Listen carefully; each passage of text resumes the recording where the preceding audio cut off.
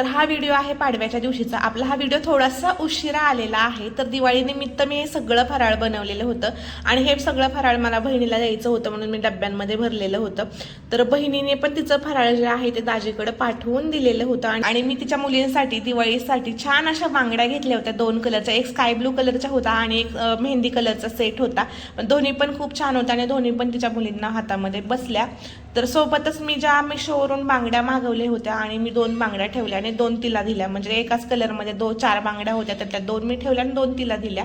तर ह्या बांगड्या पण मी तिला पाठवून दिल्या। सोबतच तिने दिवाळीच्या अगोदर मला पैसे पाठवून दिलेले होते, तिला दिवाळीनिमित्त थोडीशी शॉपिंग करायची होती। तर डेली यूजसाठी तिला साड्या पाहिजे होत्या, तर इथं मी तिच्यासाठी 2 साड्या घेऊन टाकल्या। थोडीशी ऑरेंज येलोइश कलरची साडी आहे, डिझाईन दोन्ही साड्यांची सेमच आहे, फक्त कलर वेगळा आहे। एक ऑरेंज येलोइश कलरमध्ये आहे आणि दुसरी पिंक कलरमध्ये आहे। तर पिंक कलरची साडी मला खूप म्हणजे खूप आवडली आणि छान दिसत होती, मी अंगावरती टाकून बघितली। या साड्या मी भोसरीमधून घेतलेल्या आहेत, एक साडी 350 रुपयाला बसली। तर 700 रुपयाच्या मी 2 टोटल साड्या घेतल्या। सोबतच तिला मंगळसूत्र पाहिजे होतं, लॉंग वालं, जे 1 ग्रॅम वालं जे असतं ना ते वालं पाहिजे होतं। तर ते मंगळसूत्र घेण्यासाठी आम्ही सिंहगड रोडला गेलो होतो। इंस्टाग्रामवरती या शॉपच्या मी 5-6 रील्स पाहिलेल्या होत्या, म्हटलं चला तिथूनच जाऊन घ्यावं।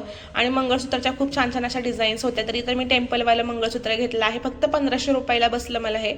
आणि मंगळसूत्राच्या वाट्या पण खूप छान आहे, मला पाहताक्षणी मंगळसूत्राच्या वाट्या आवडल्या होत्या आणि बहिणीला पण खूप आवडल्या, म्हणून लगेचच मी हे मंगळसूत्र घेऊन